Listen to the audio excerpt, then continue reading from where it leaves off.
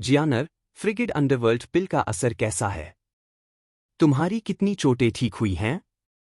Chiang परिवार के एक कमरे में चियांग लियुन ने चिंतित भाव से चियांग जियान को देखा और पूछा। मुझे चिंता है पिताजी। मेरी चोटें लगभग ठीक हो गई हैं। जब तक मैं कुछ दिनों तक एकांत में साधना करता हूं, मुझे विश्वास है कि मैं अपनी चरम अवस्था में पहुंच जाऊंगा। उस समय मैं अपनी साधना में निश्चित रूप से कड़ी मेहनत करूंगा। मैं जल्द से जल्द एपर्चर ब्रेकिंग स्टेज को तोड़ने का प्रयास करूंगा और इस संकट चियांग झान को पूरी तरह से मिटा दूंगा। चियांग जियान ने अपना सिर हिलाया। जैसे ही उसने बात की, उसकी आंखों में तीव्र हत्या की मंशा भर गई।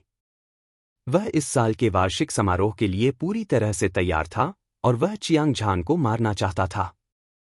वह परिवार के मुखिया के उत्तराधिकारी के रूप में की जगह लेना चाहता था, लेकिन उसने कभी सपने में भी नहीं सोचा था कि चियांग झान की ताकत अतुलनीय रूप से शक्तिशाली थी।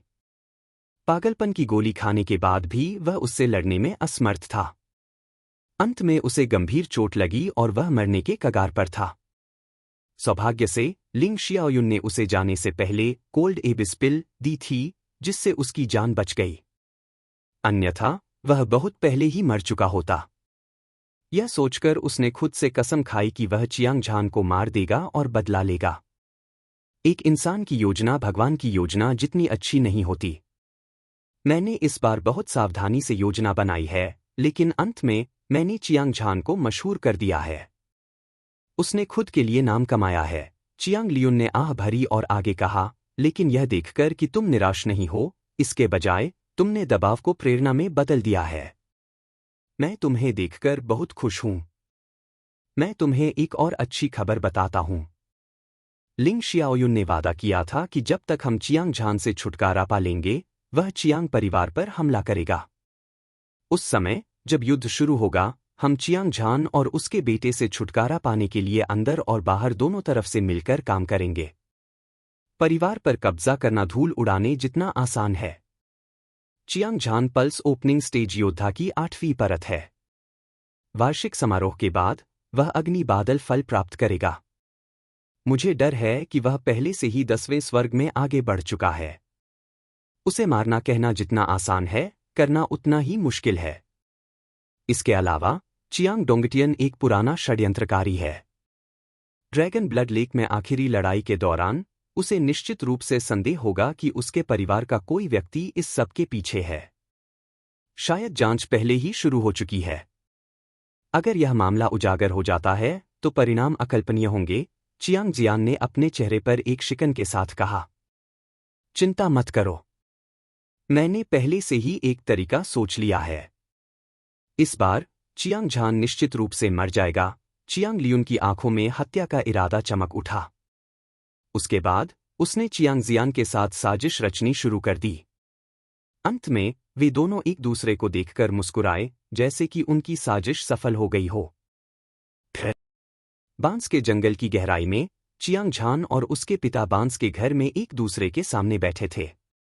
वे चाय पी रहे थे और परिवार के मामले पर चर्चा कर रहे थे। चियांग झान ने अपने पिता को पहले ही अपने विचार बता दिए थे। मोल की जांच करना एक जरूरी मामला था, लेकिन चियांग डोंगटियन बहुत शांत लग रहा था, जैसे कि उसे परवाह नहीं थी कि मोल कौन था। वास्तव में हालांकि जासूस उसके दिल में एक बहुत बड़ा खतरा था और उसे इसे खत्म करना था, यह जरूरी मामला नहीं था। इसके बजाय यह चियांग परिवार और युद्ध राजा वंश की उत्पत्ति थी। उसे चियांग झान को इसके बारे में पहले ही बता देना चाहिए था। इससे उसके विकास में जबरदस्त लाभ होगा। अपने दिल में सोचते हुए चियांग डोंगटियन ने हवा में एक हथियाने की हरकत की और पतली हवा से एक सुनहरा स्क्रॉल दिखाई दिया। यह चियांग परिवार का वंश वृक्ष है। इसमें चियांग परिवार की उत्पत्ति और हमारे कुछ पूर्वजों के वीरतापूर्ण कार्यों का विवरण है, जिसमें युद्ध राजा वंश के मामले भी शामिल हैं। इसे करीब से देखें। चियांग डोंगटियन ने बोलते हुए धीरे से सुनहरा स्क्रॉल खोला। यह 10 मीटर लंबा था और इस पर कई चित्र बने हुए थे। प्रत्येक चित्र में घनीभूत शब्द भरे हुए थे। चियांग झान की आंखें चमक उठीं और उसने पहली तस्वीर को देखा। यह एक सुनहरा वस्त्र पहने युवक था। उसका शरीर लंबा और सीधा था और उसकी पीठ भाले की तरह थी। उसके सुनहरे बाल हवा में लहरा रहे थे और उसकी सुनहरी भौहें उसके मंदिरों की ओर झुकी हुई थीं। उसकी आंखें, जो सूरज की तरह चमकीली थीं, भी सुनहरी थीं। उसका पूरा शरीर घनी सुनहरी रोशनी उत्सर्जित कर रहा था, जिससे वह एक स्वर्ण युद्ध देवता जैसा लग रहा था। वह बेजोड़ सुंदर और दबंग था। सुनहरे बाल और सुनहरी आंखें, उसका पूरा शरीर ऐसा लग रहा था जैसे उसे स्टील से गढ़ा गया हो। क्या यह पैट्रियार्क चियांग नहीं था? चियांग झान का दिल कांप उठा। पेंटिंग में सुनहरे वस्त्र पहने युवक बिल्कुल पैट्रियार्क चियांग जैसा ही था, जिसने उसे अविनाशी युद्ध राजा मंत्र सिखाया था। जाहिर है, वे एक ही व्यक्ति थे, खासकर जिस तरह का वर्चस्व उनके पास था। दुनिया को नीचे देखने की आभा अभी भी उनके दिमाग में ताज़ा थी। जैसे जैसे वह पढ़ता गया, उसकी आंखों के सामने स्पष्ट शब्दों की एक पंक्ति दिखाई दी। चियांग परिवार के पहले गुरु चियांग जिंगटियन ने 8 साल की उम्र में मार्शल आर्ट की शिक्षा ली। 9 साल की उम्र में पल्स ओपनिंग स्टेज में कदम रखा, 10 साल की उम्र में एपर्चर ब्रेकिंग स्टेज को पार किया और 11 साल की उम्र में एस्ट्रल कंडेंसेशन स्टेज को पार किया। 12 साल की उम्र में शेप ट्रांसफॉर्मिंग स्टेज, 14 साल की उम्र में डिवाइन कोर स्टेज, 16 साल की उम्र में क्लेश पतन स्टेज, 18 साल की उम्र में मैजिक इमेज स्टेज, 21 साल की उम्र में डिवाइन शेप स्टेज, 25 साल की उम्र में हेवनली मैन स्टेज। 30 साल की उम्र में वह जीवन मृत्यु स्टेज को पार कर गया और खून की एक बूंद से पुनर्जन्म हुआ। वह अमर और अविनाशी था। पूरे दिव्य रक्त महाद्वीप की किंवदंती बन गया, किंवदंती और वास्तव में दुनिया पर हावी हो गया। यह अजेय था और इसे युद्ध राजा के रूप में जाना जाता था। यह वास्तव में आश्चर्यजनक है। चियांग झान सदमे में चिल्लाया। उसका दिल तेजी से धड़क रहा था, मानो वह उसके गले से बाहर निकल जाएगा। कुलपति चियांग जिंगटियन मार्शल पथ में कदम रखने के बाद से ही तेजी से आगे बढ़ रहा था। वह अजेय था। उसकी गति अविश्वसनीय थी। हालांकि चियांग झान को मार्शल आर्ट के मार्ग के बारे में पता नहीं था, आकार परिवर्तन चरण के बाद भी बहुत सारे क्षेत्र थे, लेकिन कुलपति चियांग 30 साल की उम्र में ही अमरता के स्तर पर पहुंच चुके थे। रक्त की एक बूंद से पुनर्जन्म लेने की उनकी क्षमता लगभग पौराणिक सच्चे भगवान के बराबर थी। इससे भी महत्वपूर्ण बात यह है कि समृद्ध बल साम्राज्य में केवल मुट्ठी भर योद्धा ही थे जो 30 साल की उम्र में सूक्ष्म संघनन चरण को तोड़ सकते थे। जो लोग आकार परिवर्तन चरण में कदम रख सकते थे वे सभी प्रतिभाशाली थे, और ऐसा कहा जाता था कि केवल 3 प्रमुख संप्रदायों के संप्रदाय गुरु ही ऐसा कर सकते थे। यह कल्पना करना मुश्किल नहीं था कि कुलपति चियांग की प्रतिभा कितनी भयानक थी। अपने दिल में प्रशंसा के साथ चियांग झान ने नीचे दी गई जानकारी को ब्राउज करना जारी रखा। चियांग जिंगटियन ने अपनी अजेय शक्ति के साथ दिव्य रक्त महाद्वीप में सभी प्रमुख शक्तियों को जीत लिया है। उसने 3000 राजाओं को अपने अधीन कर लिया है और नंबर 1 शक्ति चियांग परिवार की स्थापना की है। उसने दुनिया पर अपना दबदबा कायम कर लिया है। 3 साल बाद चियांग जिंगटियन रहस्यमय तरीके से गायब हो गया। चियांग परिवार के दूसरी पीढ़ी के कुलपति जियांग तियान सत्ता में आए। उन्होंने 12 साल की उम्र में युद्ध राजा रक्त रेखा को जगाया और पल्स ओपनिंग स्टेज को तोड़ दिया। 13 साल की उम्र में वह एपर्चर ब्रेकिंग स्टेज को तोड़ दिया है। 14 साल की उम्र में वह एक एस्ट्रल कंडेंसेशन स्टेज था। 16 साल की उम्र में वह एक शेप ट्रांसफॉर्मिंग स्टेज था। 18 साल की उम्र में वह एक दिव्य कोर स्टेज था। वह अगले दायरे को तोड़कर शैतान दाओ के 3 महान संरक्षकों को मार डाला है। उसका नाम डोंगटियन है। चियांग परिवार के तीसरी पीढ़ी के कुलपति जियांग डार्क नॉर्थ ने 16 साल की उम्र में युद्ध राजा रक्तरेखा को जगाया। वह उस समय शैतान दाओ में सबसे शक्तिशाली ताकतों में से एक था। जहर संप्रदाय को उखाड़ फेंका गया और उसके नाम ने पूरे दिव्य रक्त महाद्वीप को हिला दिया। चियांग झान जितना अधिक पढ़ता गया, उतना ही वह हैरान होता गया। चियांग परिवार के अभिलेखों में शक्तिशाली दुश्मनों के खिलाफ लड़ने वाले अनगिनत वरिष्ठों और उनकी शानदार उपलब्धियों को दर्ज किया गया है। उनमें से कोई भी एक अद्वितीय प्रतिभाशाली था और वे दुनिया में अजेय थे। विशेष रूप से कुलपति चियांग, उन्होंने वास्तव में दिव्य रक्त महाद्वीप में सभी प्रमुख शक्तियों को पछाड़ दिया था, जिससे 3000 राजाओं ने उनके सामने अपना सिर झुका दिया था। वह बस अजेय था और दुनिया को नीचा देखता था। उसने जो चियांग परिवार बनाया था, उसे दिव्य रक्त महाद्वीप में नंबर 1 शक्ति के रूप में भी जाना जाता था। किसी ने भी उसके खिलाफ लड़ने की हिम्मत नहीं की। सभी प्रकार की किंवदंतियों ने उसकी भावनाओं को भड़का दिया था और उसका खून खौल उठा था। हालांकि जब उसने पूरी वंशावली पढ़ ली तो उसकी भौहें सिकुड़ गईं और उसकी आंखें सुस्त और फीकी हो गईं। चियांग परिवार गौरवशाली हुआ करता था, लेकिन अंत में इसका पतन हो गया। खासकर जब यह 33वीं पीढ़ी तक फैल गया तो इसे वास्तव में दिव्य रक्त महाद्वीप की प्रमुख शक्तियों ने उखाड़ फेंका। खूनी लड़ाई की एक रात के बाद हताहतों की संख्या लगभग खत्म हो गई थी। केवल एक व्यक्ति भागने में सफल रहा। बाद में वह समृद्ध बल साम्राज्य में आया और अपनी शाखाएं और पत्तियां फैलाना शुरू कर दिया। हजारों वर्षों के विकास के बाद इसी वजह से चियांग परिवार आज जैसा बन गया था। अतीत में चियांग झान को अपने परिवार की उत्पत्ति का पता नहीं था और वह समृद्ध बल साम्राज्य में 4 बड़े परिवारों में से एक के रूप में चियांग परिवार की प्रतिष्ठा पर बहुत गर्व महसूस करता था। लेकिन आज उसका दिल अपने परिवार के पतन के लिए दुख, शोक से भर गया था। अतीत में वह दिव्य रक्त महाद्वीप में नंबर 1 शक्ति था। वह किस तरह का गौरव और महिमा थी। दुर्भाग्यवश यह इतिहास की लंबी नदी में डूब गया और कभी वापस नहीं आया। चियांग परिवार के एक कनिष्ठ शिष्य के रूप में चियांग झान को लगा कि अपने परिवार की प्रतिष्ठा को फिर से जीवंत करना उसकी जिम्मेदारी है। इसके अलावा जब कुलपति चियांग ने उसे अविनाशी युद्ध राजा मंत्र सिखाया तो उसने उसे इसके बारे में भी बताया था। हालांकि वह अपने दिल में जानता था कि चियांग परिवार के पूर्व गौरव को बहाल करना बेहद मुश्किल था, उसने मन बना लिया था कि उसे इस जीवनकाल में खेती करने और मजबूत बनने के लिए कड़ी मेहनत करनी चाहिए। एक दिन वह अपने लक्ष्य को प्राप्त करेगा और वह पुराने पूर्वज को निराश नहीं करेगा। चियांग झान दिव्य रक्त महाद्वीप विशाल और असीम है और इसमें कई प्रतिभाएं हैं। हालांकि आपने युद्ध राजा रक्तरेखा को जागृत किया है कि ताकत तेजी से बढ़ी और यह एपर्चर ब्रेकिंग विशेषज्ञ के बराबर थी, लेकिन याद रखें कि अभिमानी न बने, अन्यथा आप अपने जीवनकाल में कभी भी समृद्ध बल साम्राज्य को नहीं छोड़ पाएंगे और आप केवल एक कुएं में मेंढक बनकर रह जाएंगे। चियांग डोंगटियन ने गंभीर भाव से चियांग झान को देखा और कहा, चिंता मत करो पिताजी, मैं निश्चित रूप से अपनी साधना में कड़ी मेहनत करूंगा।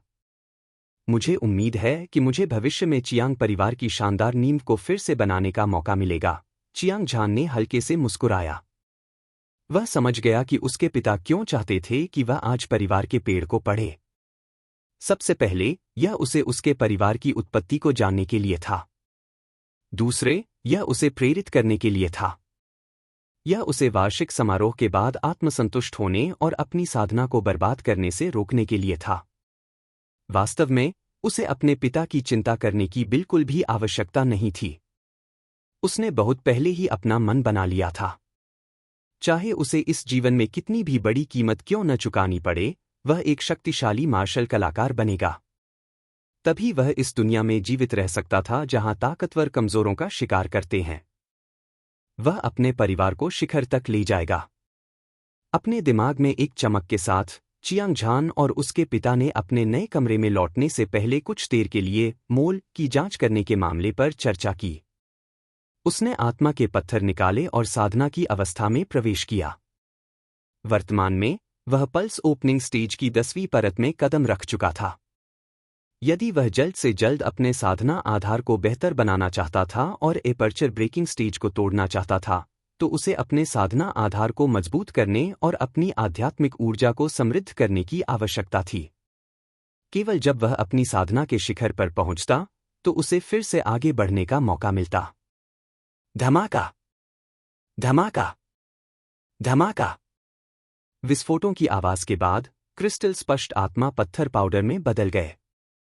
चियांग झान के डेंटियन की गहराई में आध्यात्मिक ऊर्जा अधिक से अधिक मोटी होती गई, मानो समुद्र में एक विशाल लहर उठी हो। यह 10 मुख्य मध्याह्न रेखाओं के साथ प्रसारित हुई और उसकी साधना भी धीरे धीरे बढ़ रही थी। अगले दिन वह जल्दी उठ गया। किसी ने उसे सूचित नहीं किया और वह चुपचाप चियांग परिवार को लुओजी के साथ छोड़ गया। ड्रैगन सिटी के बाहर स्वर्गीय मुट्ठी संप्रदाय की ओर जाने वाली सड़क पर एक हरा भरा जंगल था। जंगल की गहराई में दो आकृतियां एक पेड़ पर बैठी थीं और लापरवाही से बातें कर रही थीं। कहने की जरूरत नहीं कि वे चियांग झान और लुओ जी थे। श्रीमान झान, अगर आप चियांग परिवार को छोड़ने के लिए अनिच्छुक हैं तो हम कुछ और दिन रुक सकते हैं। स्वर्गीय मुट्ठी संप्रदाय में वापस जाने की कोई जरूरत नहीं है। लुओ जी ने भौहें सिकोड़ी और संदेह भरी आंखों से चियांग झान को देखा। आज चियांग झान को अजीब लगा। सबसे पहले, बिना किसी चेतावनी के, उसने अधीरता से उसे स्वर्गीय मुट्ठी संप्रदाय में वापस बुलाया। उसके पास अपने पिता और उसके परिवार को बधाई देने का भी समय नहीं था, लेकिन उसे थोड़ी देर के लिए ड्रैगन सिटी से बाहर निकलने के बाद भी आराम करने की जरूरत थी। इतना असामान्य परिवर्तन, वह इसे समझ नहीं पाया। यह सच है कि मैं अपने परिवार और पिता को छोड़ना बर्दाश्त नहीं कर सकता, लेकिन कुछ महत्वपूर्ण बात है जो आप बहुत जल्द समझ जाएंगे जब हम आज स्वर्गीय मुट्ठी संप्रदाय में वापस लौटेंगे। चियांग झान ने हल्के से मुस्कुराया। उसकी आंखें जंगल की बाहरी परिधि पर घूम गईं जैसे कि वह किसी का इंतजार कर रहा हो। एक पल बाद फिर वह अचानक उठ खड़ा हुआ। उसकी आंखों में ठंडी रोशनी चमक रही थी, क्योंकि एक आकृति जंगली घोड़े की तरह जंगल से बाहर निकली और पलक झपकते ही चियांग झान और लुओ जी के सामने आ गई। गड़गड़ाहट, गड़गड़ाहट। उस व्यक्ति के शरीर से एक शक्तिशाली आभा फूट पड़ी और ऐसा लगा जैसे समुद्र में एक बहुत बड़ी लहर उठ गई हो। यह एक सुनामी की तरह था जो पहाड़ों को गिरा सकती थी और समुद्र को उलट सकती थी, और यह एक भयानक तरीके से चियांग झान की ओर बढ़ रही थी। अरे नहीं, यह चियांग लियून है। वह हमें शिकार करने के लिए यहां नहीं आया है न? लुओ जी के चेहरे के भाव नाटकीय रूप से बदल गए। उसकी आंखें चिंता से भरी हुई थीं और उसने आश्चर्य से चीख निकाली। यह सही है। जो आदमी आया था वह चियांग जियान का पिता चियांग लियून था। वह पहाड़ की तरह लंबा और सीधा था। वह अपने शरीर से एक शक्तिशाली क्यूई उत्सर्जित कर रहा था। उसकी आंखें क्रूर और खूनी थीं क्योंकि वह चियांग झान को ठंडी निगाहों से देख रहा था। उसने अपने दिल की गहराई में हत्या के इरादे को छिपाने की भी कोशिश नहीं की। चियांग परिवार के वार्षिक समारोह के बाद से उसने लिंग परिवार के कुलपति लिंग शियाओयुन के साथ एक समझौता किया था। जब तक चियांग झान मारा जाता, लिंग परिवार उसे चियांग परिवार का कुलपति बनने में मदद करने के लिए अपनी शक्ति में सब कुछ करेगा। इस वजह से वह गुप्त रूप से चियांग झान की निगरानी कर रहा था। वह चियांग झान के स्वर्गीय मुट्ठी संप्रदाय में लौटने तक प्रतीक्षा करने की योजना बना रहा था। वह उसे मारने के लिए एकांत स्थान खोजेगा, लेकिन उसने कभी सपने में भी नहीं सोचा था कि ऐसा होगा। इस बार मामला इतनी आसानी से निपट जाएगा। आज सुबह चियांग झान और लुओ जी चुपचाप चियांग परिवार से चले गए। हालांकि कोई संकेत नहीं थे और उनकी हरकतें बहुत गुप्त थीं। यह अफसोस की बात थी कि वे सभी उसकी नजरों में आ गए। इससे उसे आश्चर्य हुआ कि क्या स्वर्ग चाहता था कि चियांग झान पहले मर जाए। चियांग झान बहुत शांत लग रहा था। उसकी आंखें ब्लेड की तरह तेज थीं और वह ठंडी निगाहों से चियांग लियून को देख रहा था। उसने अपने हाथ से पकड़ने की हरकत की और एक लंबी ब्लेड हवा में से प्रकट हुई। चियांग लियून, यहां आकर तुम क्या करना चाहते हो? तुम क्या चाहते हो? हा हा हा हा। चियांग लियून के चेहरे पर गर्व की झलक उभरी और वह जोर से हंस पड़ा। उसकी आंखें ठंडी और जानलेवा थीं जब उसने चियांग झान को घूरते हुए कहा, 15 साल पहले मैं तुम्हारे पिता चियांग डोंगटियन से हार गया था और कुलपति का पद खो दिया था। 15 साल बाद मैं चियांग जियान को तुम्हारी जगह लेने देने की योजना बना रहा था।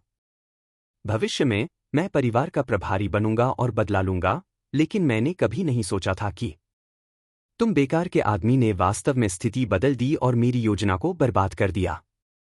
हालांकि इससे कोई फर्क नहीं पड़ता। चूंकि मैं आज यहां हूं, तुम दोनों निश्चित रूप से मर जाओगे। तुम मुझे मारना चाहते हो? यह इस बात पर निर्भर करता है कि तुम्हारे पास क्षमता है या नहीं। चियांग झान ने व्यंग्य किया। उसकी आंखें शक्तिशाली युद्ध के इरादे से भरी हुई थीं। उसकी क्यों आसमान की ओर बढ़ती रही। श्री झान, मैं तुम्हारे साथ कंधे से कंधा मिलाकर लड़ूंगा। लुओ जी ने लंबी तलवार निकाली और खुद को युद्ध के लिए तैयार किया। अज्ञानी मूर्ख, चियांग लियूयुन ने ठंडे स्वर में बड़बड़ाया और चियांग झान और लुओजी को देखा। ऐसा लग रहा था जैसे वह किसी मरे हुए आदमी को देख रहा हो। जाहिर है उसने उन दोनों को गंभीरता से नहीं लिया। अगले ही पल उसने मुक्का मारा। उसके मुक्के की ताकत पहाड़ की धार की तरह थी। यह अजेय था, वह ऊर्जा जो पहाड़ों को गिरा सकती थी और समुद्र को उलट सकती थी, उसने शून्य को कांपने और हवा और बादलों को उछालने का कारण बना दिया। पूरा जंगल हिंसक रूप से हिलने लगा। लुओजी, पीछे हटो। यह चियांग परिवार का मामला है। इसका तुमसे कोई लेना देना नहीं है। चियांग झान को अपनी आत्मा की गहराई से खतरे की एक मजबूत भावना महसूस हुई। उसने लुओजी को तुरंत दूर धकेल दिया। हालांकि वह चियांग लियूयुन के साधना आधार को नहीं देख सका, लेकिन उसके प्रतिद्वंद्वी का मुक्का शक्तिशाली और दबंग था। यह पहाड़ों और नदियों को निगल सकता था। यह एक विशाल पर्वत को भी नष्ट कर सकता था। लुओजी की ताकत को देखते हुए वह एक भी वार का सामना नहीं कर पाएगा। वह या तो मर जाएगा या घायल हो जाएगा। इसके अलावा पल्स ओपनिंग स्टेज की 10वीं परत की साधना के आधार पर वह उसी स्टेज के सभी मार्शल आर्टिस्ट को धूल चटा सकता था। अपने से ज्यादा ताकतवर लोगों को चुनौती देना खाने पीने जितना आसान था। वह अपनी ओर आ रहे मुक्के की तेज ताकत को भी महसूस कर सकता था, जैसे कोई बवंडर उसके शरीर को घेर रहा हो। वह बिल्कुल भी हिल नहीं सकता था, चकमा देना तो दूर की बात है। ऐसी परिस्थितियों में वह स्वाभाविक रूप से लुओजी को युद्ध में हस्तक्षेप करने की अनुमति नहीं देगा। एक ब्लेड से उसका सिर काट दो। चियांग झान के दिमाग में एक विचार कौंधा और उसने अपनी शक्ति को सीमा तक धकेल दिया। बिना किसी कीमत के लंबे ब्लेड में शुद्ध आध्यात्मिक ऊर्जा के साथ शक्तिशाली शारीरिक शक्ति डाली गई। कृपाण से कृपाण क्यूई की एक लहर फूट पड़ी जो आकाश में फैल गई। धमाका! एक विश्व हिलाने वाला विस्फोट सुना गया। अजय मुट्ठी बल ने उफनती कृपाण क्यूई से टकराया, उसे आसानी से कुचल दिया जैसे सूखी घास को कुचला जाता है। फिर यह चियांग झान के शरीर पर टूट पड़ा। वाह! चियांग झान का शरीर डगमगा गया और उसे पीछे हटने के लिए मजबूर होना पड़ा। उसने मौके पर ही एक मुंह भर खून उगल दिया। मैंने कभी नहीं सोचा था कि चियांग झान की ताकत इतनी शक्तिशाली होगी। चियांग लियून ने अपनी भौहें सिकोड़ी और उसकी आंखों में एक आश्चर्य की झलक उभरी। किसी को पता होना चाहिए कि वह 10वीं परत के एपर्चर ब्रेकिंग स्टेज योद्धा था, जो पूरे समृद्ध बल साम्राज्य में शीर्ष व्यक्तियों में से एक था। हालांकि अभी जो मुक्का मारा गया था वह सिर्फ एक छोटा सा परीक्षण था, लेकिन मुक्के की शक्तिशाली शक्ति एक छोटे से पहाड़ को नष्ट करने के लिए पर्याप्त थी। जो लोग उससे कमजोर थे उन्हें मौके पर ही कुचल दिया जाएगा और बिना किसी कब्रिस्तान के मर जाएंगे। जहां तक चियांग झान की बात है, वह केवल एक invigorated meridian stage level heaven 10 martial artist था, लेकिन फिर भी वह चियांग झान के मुक्के से बचने में सक्षम था। उसकी दुर्जेय ताकत अविश्वसनीय थी। हालांकि उसे इसकी परवाह नहीं थी। चियांग झान वास्तव में शक्तिशाली था, लेकिन तो क्या? चूंकि वह आज इस जंगल में आया था, इसलिए उसके जीवित वापस लौटने का कोई रास्ता नहीं था। चियांग झान, मुझे यह स्वीकार करना होगा कि तुम वाकई एक प्रतिभाशाली व्यक्ति हो। दुर्भाग्य से तुम चियांग डोंगटियन के बेटे हो। तुम लंबे समय तक जीवित नहीं रह पाओगे। चियांग लियूयुन की आवाज ठंडी और जानलेवा थी। उसने एक कदम आगे बढ़ाया। दमनकारी तरीके से उसने एक और मुक्का मारा। इस मुक्के ने आकाश और धरती को हिला दिया और ऐसा लगा जैसे ज्वालामुखी फट गया हो। इसने आसपास के सभी पेड़ों को उखाड़ दिया, जिससे दृश्य अस्तव्यस्त हो गया।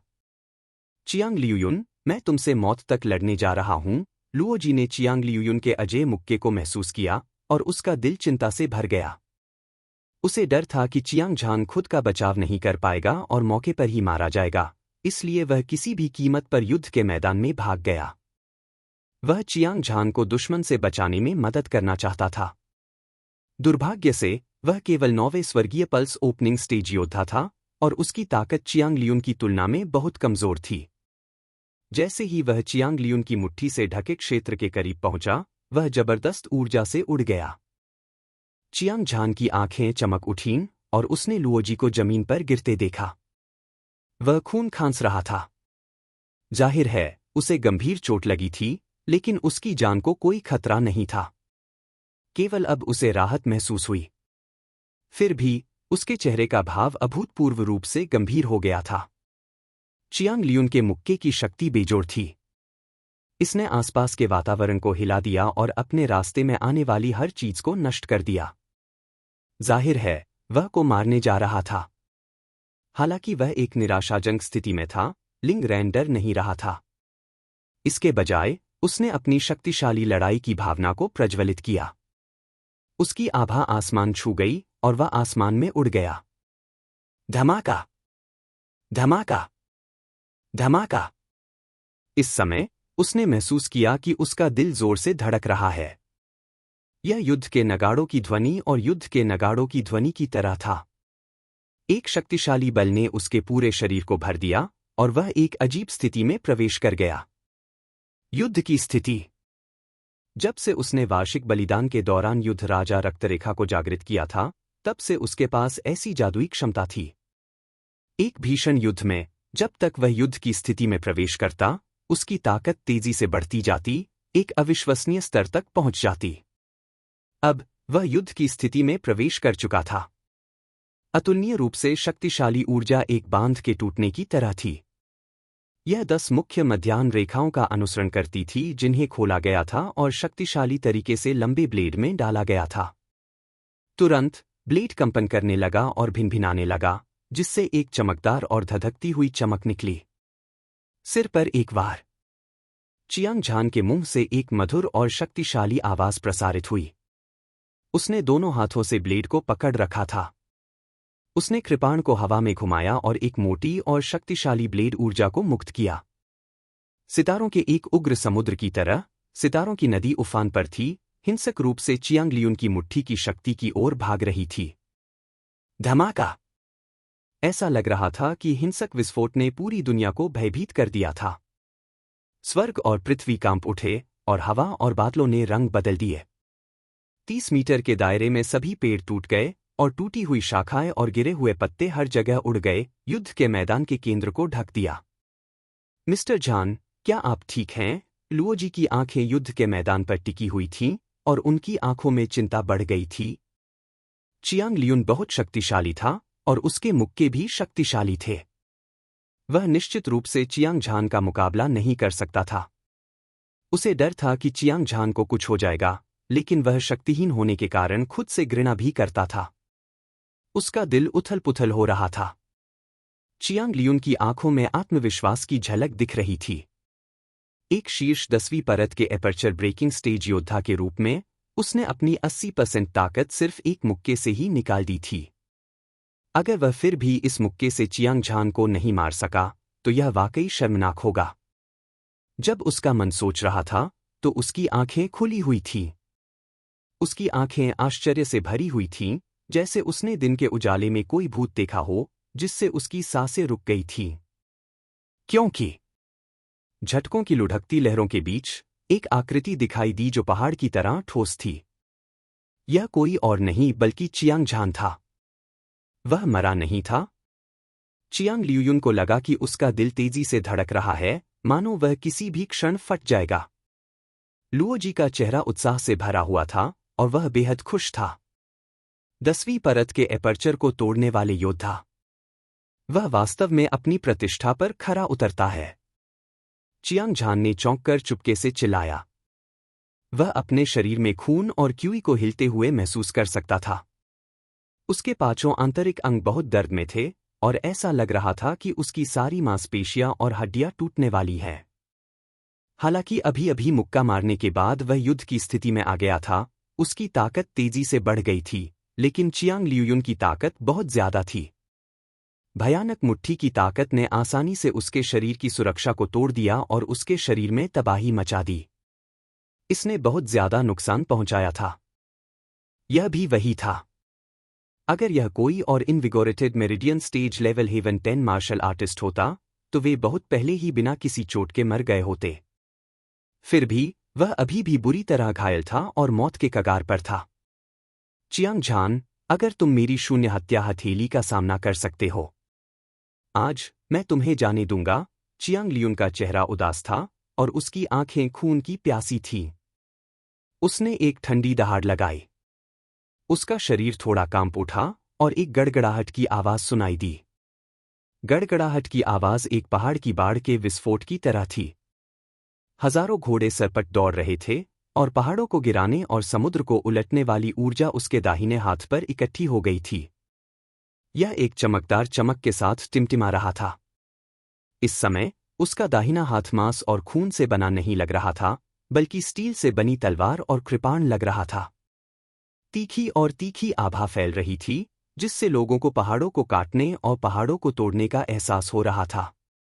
रुको! चियांग झान ने अपना सिर उठाया और दहाड़ा। उसकी आवाज ड्रैगन की दहाड़ जैसी थी, जो पूरे जंगल में गूंज रही थी। उसने चियांग लियुन को घूरते हुए कहा, आज की स्थिति को देखते हुए मैं निश्चित रूप से मर जाऊंगा। लेकिन एक बात है जिसे मैं मरने से पहले स्पष्ट करना चाहता हूं। वह क्या है? चियांग लियुन ने हत्या के इरादे से पूछा। कुछ दिन पहले मेरे पिता ड्रैगन पाइथन का शिकार करने के लिए ब्लड लेक गए थे और अप्रत्याशित रूप से विशेषज्ञों के एक समूह ने उन्हें घेर लिया था। मेरी गणना के अनुसार यह लिंग परिवार द्वारा किया जाना चाहिए था, लेकिन अजीब बात यह है कि लिंग परिवार को मेरे पिता के ठिकाने के बारे में कैसे पता चला? यह स्पष्ट है। परिवार में इस सब के पीछे कोई है। क्या आप पिता और पुत्र ने खबर लीक की? चियांग झान धर्मी आक्रोश से भर गया। सवाल करते समय उसकी आंखें क्रोध से जल रही थीं। तुम बहुत होशियार हो, बच्चे। दुर्भाग्य से तुम जल्द ही मरने वाले हो। इससे कोई फर्क नहीं पड़ता कि तुम सच जानते हो या नहीं। चियांग लियुन ने सिर हिलाया। वह चियांग झान की सावधानीपूर्वक सोच से गुप्त रूप से प्रभावित था। साथ ही इसने चियांग झान को मारने के उसके दृढ़ संकल्प को मजबूत किया। क्या तुम में मेरे पिता के खिलाफ साजिश रचने के लिए लिंग परिवार के साथ मिलीभगत करने की हिम्मत है? क्या तुम इसे स्वीकार करने की हिम्मत नहीं करते? चियांग झान ने अपना सिर हिलाया, उसकी आंखें तिरस्कार से भर गईं। चियांग लियुन 10वीं परत के एपर्चर ब्रेकिंग स्टेज के शिखर तक पहुंचने में सक्षम था, सिवाय मार्शल आर्ट में अपनी महान प्रतिभा के। स्वाभाविक रूप से वह जानता था कि चियांग झान उसे उकसाने की कोशिश कर रहा था। हालांकि उसे डरने की कोई बात नहीं थी। यह चियांग परिवार नहीं था, बल्कि ड्रैगन सिटी के बाहर का सुदूर जंगल था। अगर वह मौके पर ही इसे स्वीकार भी कर लेता, तो भी यह कोई बड़ी बात नहीं होती। इसके अलावा चियांग झान महज एक 10वीं परत का पल्स ओपनिंग स्टेज चिंटी था। उसकी हिम्मत कैसे हुई कि वह उसे नीची नजर से देखे? यह उसके लिए बहुत बड़ा अपमान था।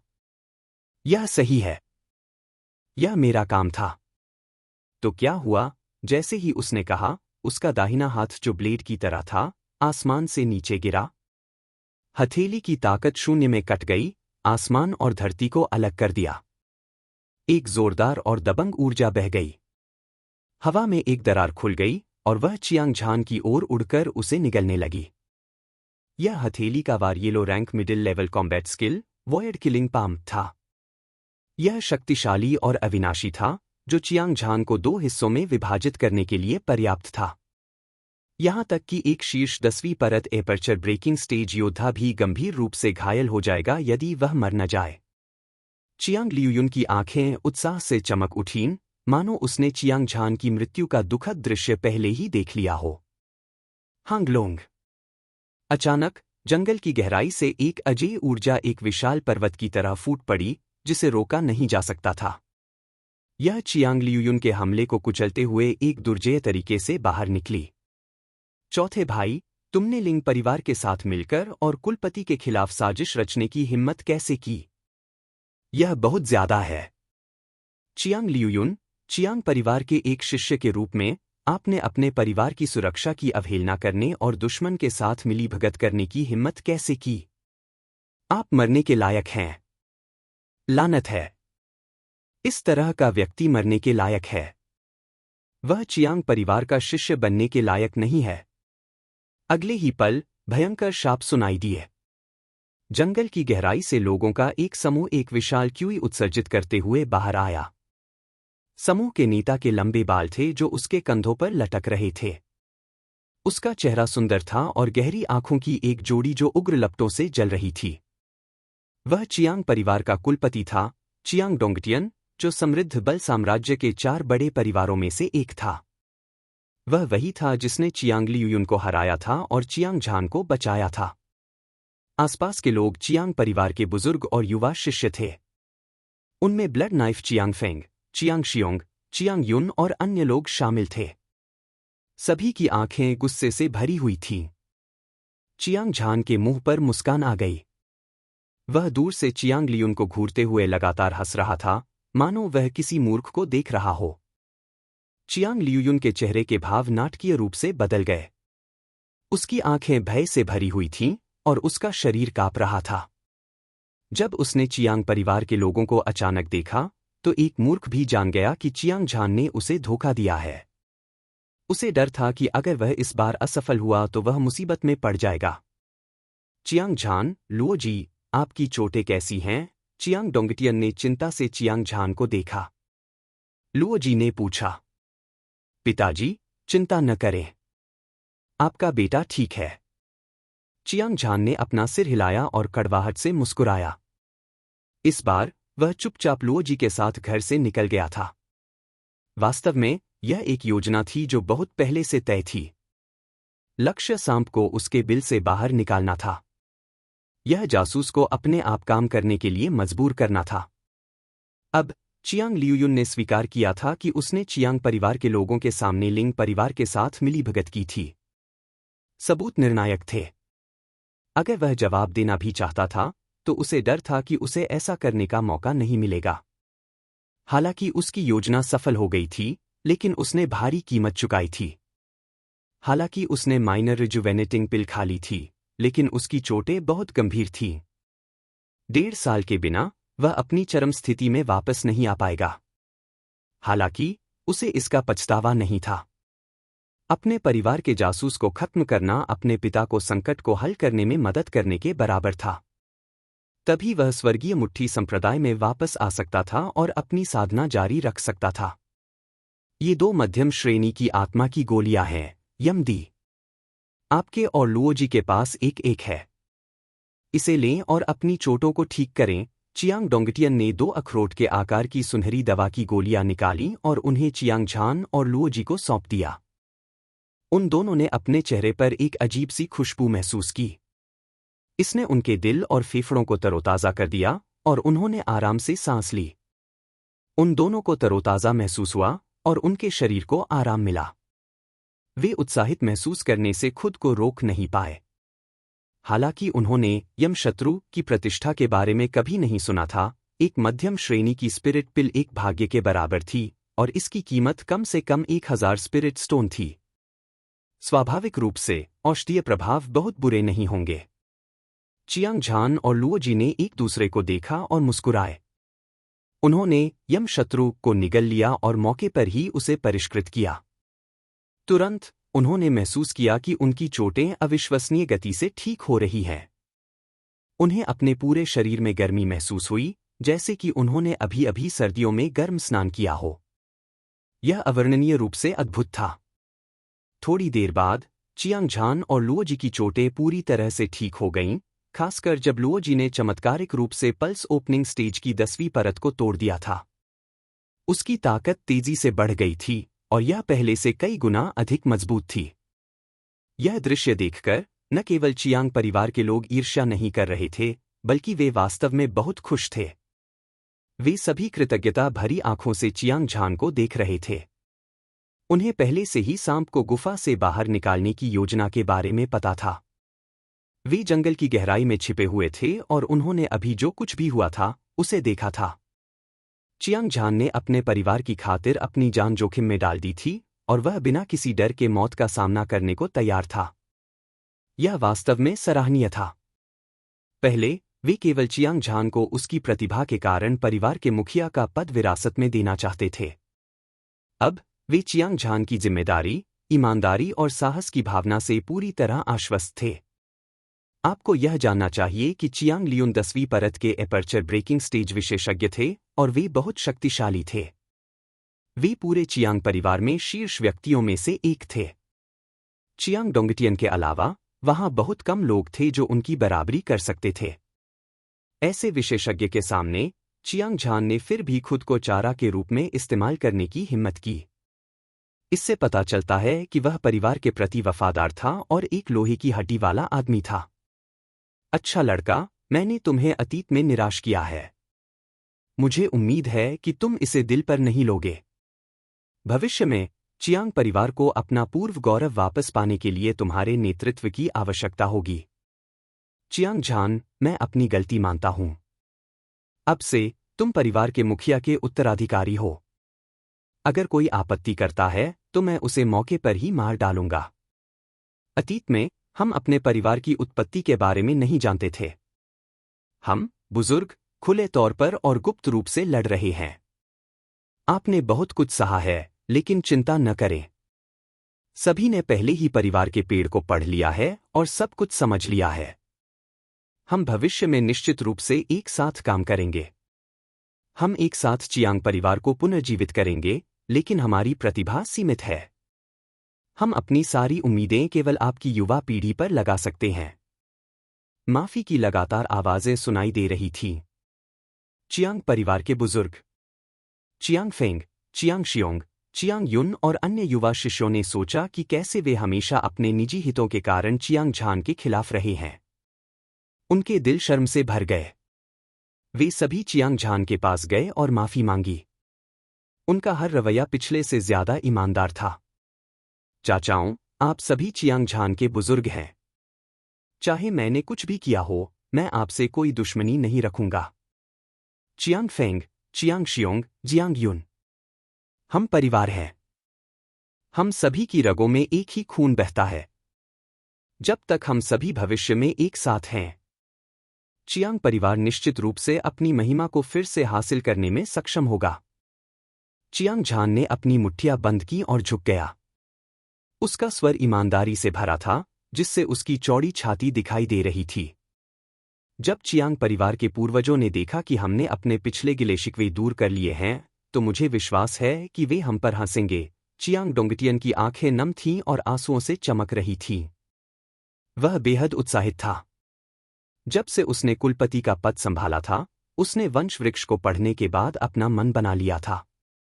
वह चियांग परिवार को उसके पुराने गौरव पर वापस लाना चाहता था, लेकिन दुर्भाग्य से उसके भाइयों के विचार अलग थे।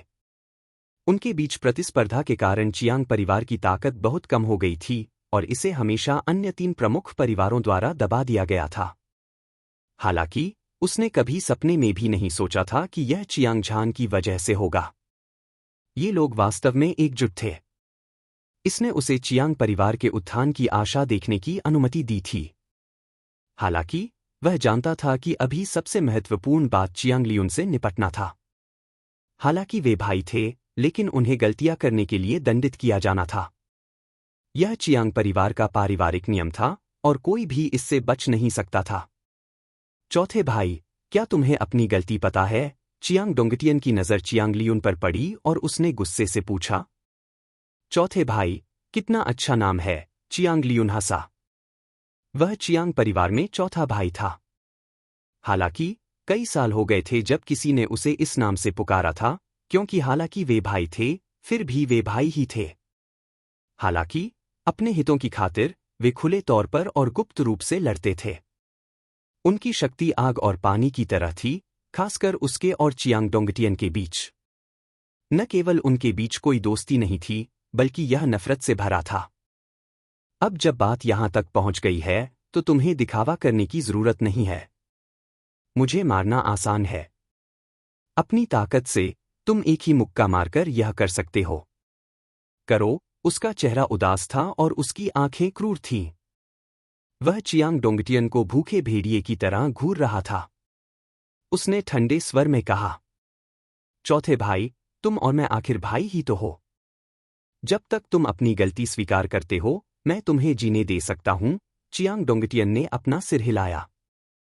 हालांकि चियांग लियुन इतने सालों से उसे मारना चाहता था, फिर भी वह उसे मारना बर्दाश्त नहीं कर सका। चियांग झान ने चुपके से आह भरी। उसके पिता ने भाईचारे के प्यार के कारण उसे मारने का दर्द सहन नहीं किया। यह दयालुता लग रही थी, लेकिन वास्तव में यह परिवार के लिए हानिकारक था। आखिरकार, नेता के रूप में उसे तुरंत निर्णय लेने की आवश्यकता थी। उसे पुरस्कार और दंड में अंतर करने की आवश्यकता थी। केवल इस तरह से वह परिवार को सत्ता में लाने के लिए नेतृत्व कर सकता था। इसके अलावा, चियांग लियून ने लिंग परिवार के साथ मिलीभगत की थी और उसने एक जघन्य अपराध किया था। अगर ऐसे व्यक्ति को जाने दिया जाता, तो भविष्य में गलती करने पर किसी और को कैसे दंडित किया जाता? क्या तुम सच में इतने दयालु हो कि मेरी जान बख्श दोगे? चियांग लियून ने आह भरी। अचानक, उसने जंगल के बाहर की ओर इशारा किया और जोर से चिल्लाया, कौन है? स्वूश! स्वूश! स्वूश! एक पल में, सभी चौंक गए। उन्होंने चियांग लियून की उंगली को देखा। ठीक इसी समय, चियांग लियून की आकृति चमक उठी और चियांग झान की ओर झपटा। वह जानता था कि वह आज एक निराशाजनक स्थिति में है और वह बहुत मुश्किल में है। वह केवल एक ही काम कर सकता था कि चियांग झान को पकड़ ले और उसे बंधक के रूप में इस्तेमाल करे। बेशक, वह अपना सब कुछ दे देगा। इसके अलावा, उसने अचानक अपना कदम उठाया था।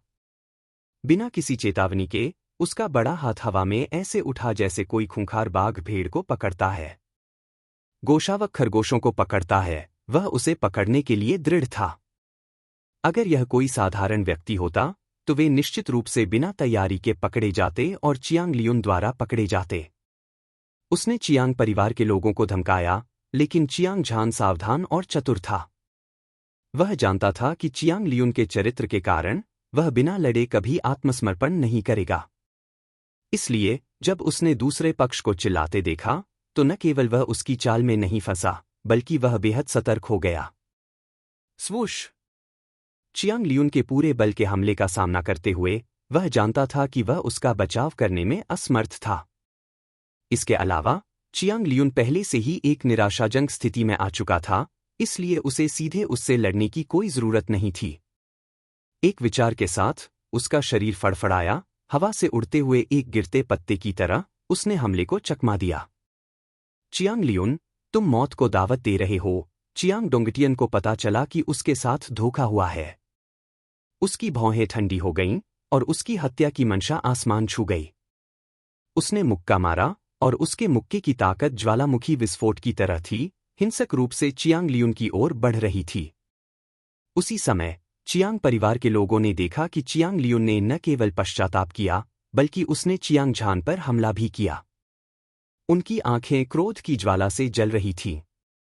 उनके लिए, चियांग झान चियांग परिवार की आशा थी। अगर वह चियांग लियून द्वारा मारा जाता, तो यह निश्चित रूप से उनके लिए एक बड़ा झटका होता।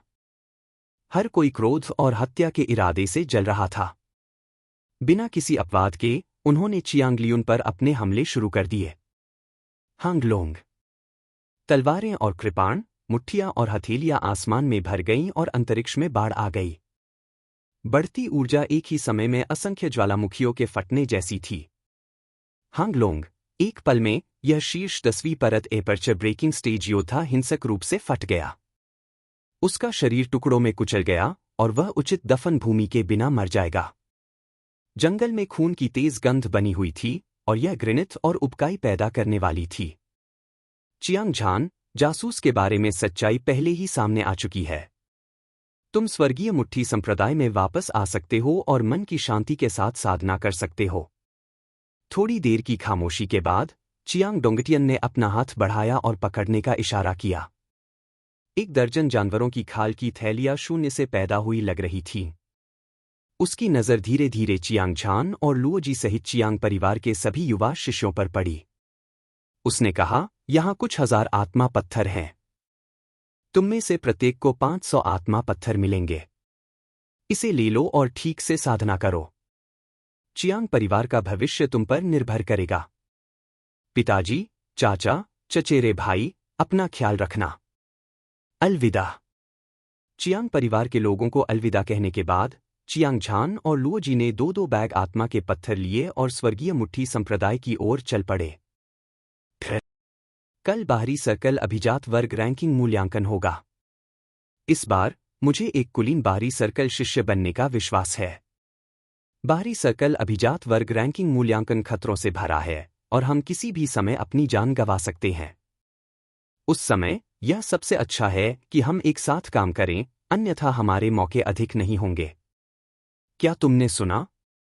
जब से वरिष्ठ भाई लिंग फेंग और वरिष्ठ बहन लिंग पियाओक्सू दोनों आंतरिक मंडल के शिष्य बन गए हैं।